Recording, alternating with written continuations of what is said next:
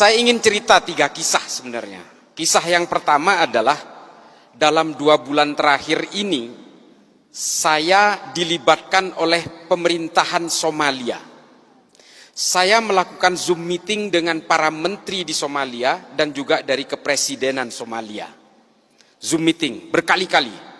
Mereka ingin tanya bagaimana sih cara Indonesia itu mengatasi kelompok-kelompok teror dan ekstrim ini. Sementara kami, ini menurut Menteri Agama Somalia, sementara kami satu negara ini Pak, pahamnya sama Pak, penganut paham Wahabi Salafi, satu negara. Wallahi, ini saya cerita yang benar, kalau saya dianggap ngecap. Negara saya sama-sama Pak mengharamkan ucapan Natal, tidak boleh. Negara saya sama-sama mengharamkan musik. Ini di negara saya, pahamnya sama. Saya mewakili pemerintahan hanya memegang separuh Somalia. Pemberontaknya yang bernama Al-Shabaab juga punya keyakinan yang sama, memegang separuh lagi wilayah negara saya. Apa? Di mana? Kok mereka itu nggak pernah berhenti bertikai? Padahal fahamnya sama, manhajnya sama, ijtihadnya sama, alirannya sama, kitab-kitab tafsirnya sama. Irisannya di mana? Mereka saling mengkafirkan satu sama lain. Ini loh efek dari yang namanya paham al-wala wal bara. Siapa pencetusnya? Ibnu Taimiyah. Bantah saya. Kalau yang mau bantah, baca dulu kitab-kitabnya Ibnu Taimiyah. Mengapa Ibnu Taimiyah menulis ini? Mengapa? Ini yang di Zoom, tolong perhatikan. Ibnu Taimiyah hidup pada masa keruntuhan Bani Abbasiyah dari serbuan bangsa Mongol tahun 1258. Dan ketika itu Ibnu Taimiyah hidup pada masa periode peperangan orang Eropa dengan orang Arab Islam untuk memperebutkan Yerusalem. Ini kuncinya. Makanya kalau kita baca semua kitab-kitab Ibnu Taimiyah itu betul-betul selalu menggugah keterpurukan politik Islam pada masanya. Makanya kalau di TV saya sering bilang gini adik-adik, kita ini semua bukan penganut agama sebenarnya. Kita ini adalah penganut tafsir-tafsir agama. Maka kita kemudian semua berbeda-beda. Sesama agama Islam pun tafsirnya berbeda-beda. Makanya kita ini adalah penganut tafsir-tafsir agama. Kalau kalian tanya saya, Islam ini agamanya apa? Islam. Ada pertanyaan lanjutan, NU apa Muhammadiyah? Sunni apa Syiah? Belum bicara manhaj, belum bicara ijtihad, belum bicara mazhab. Syafi'ikah, Malikikah, Hanafikah, Hambalikah? Ini tafsir-tafsir semua. Sesama Islam, sesama Syafi'i, sesama NU pun masih aja yang satu pengusung khilafah, yang satu bukan. Ini tafsir lagi. Ini loh. Makanya kemudian kita itu, saya sering sekali saya berbicara di media ini, janganlah kemudian kalian mengklaim kebenaran-kebenaran itu.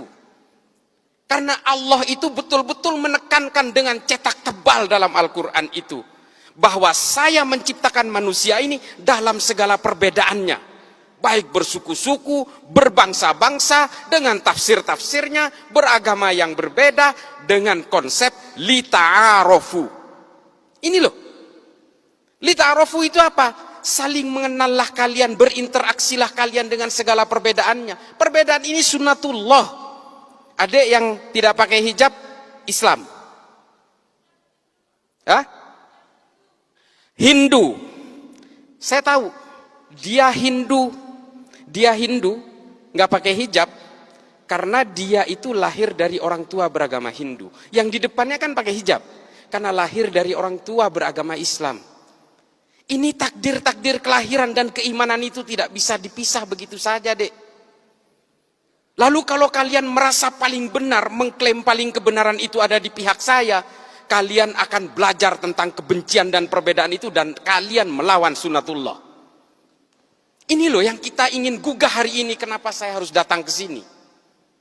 Dan semua klaim-klaim kebenaran, hegemoni kebenaran itu kemudian datang berlipat-lipat, berlapis-lapis dengan kepentingan-kepentingan politik. Makanya kemudian ajaran-ajaran Ibnu Taimiyah itu diimplementasikan dalam gerakan-gerakan kemerdekaan Saudi dari cengkraman Kekaisaran Ottoman pada zamannya. Lalu kemudian keterpurukan politik Islam di Mesir dijadikan juga sebagai acuan-acuan oleh Said Qutb dalam Jahiliyatul Qarnil dari Fi Dhilalil Quran dan juga Malim fil Thariq. Dari situ kemudian berkembang ditulis oleh Muhammad Qutb dengan Jahiliyatul Qarnin Isrin. Ditulis ulang oleh Al-Qaradawi, Ayman Al-Zawahiri, diimplementasikan oleh Osama bin Laden, oleh Abu Bakar Naji dalam Idarat At-Tawahus, kemudian semua bergulung-gulung dengan kebencian-kebencian dan brutalitas. Itulah yang menciptakan teror itu. Lalu ada pertanyaan, Pak, Wahabi Salafi itu kan tidak mengajari kita tentang kekerasan. Iya dek, memang iya. Memang iya, di situ tidak mengajarkan kekerasan.